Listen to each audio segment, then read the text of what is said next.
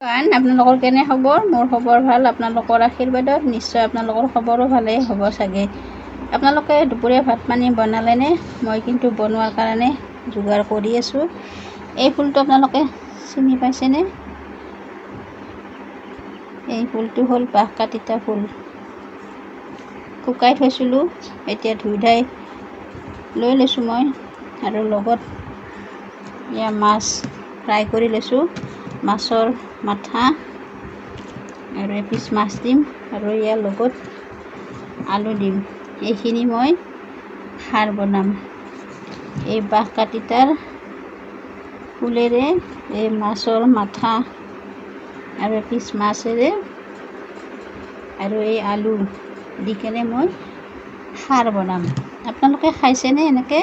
খাবচোন আপোনালোকে। এই তিতা ফুলেৰে, বাঁহকাতিতা ফুলেৰে এই মাছৰ মাথা আৰু লগত আলু দিব। মই আলু দিছোঁ, কিছুমানে নিদিয়ে, মই কিন্তু আলু দিওঁ, সেইকাৰণে আপোনালোকক দেখাই দিছোঁ।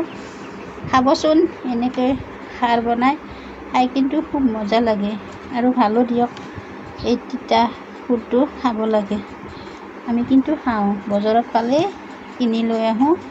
আজি বনাম আৰু মই দুপৰীয়া সাজত। আপোনালোকৰ চাগে ভাত পানী হ'লে, মই এতিয়াহে বনাম। Bye bye.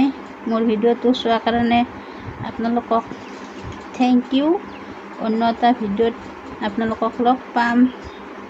Bye bye. সুস্থ থাকক, ভালে থাকক। আজিলৈ এৰিছোঁ, আৰু শেষলৈ ভিডিঅ'টো চোৱাৰ কাৰণে আপোনালোকক ধন্যবাদ দিলোঁ।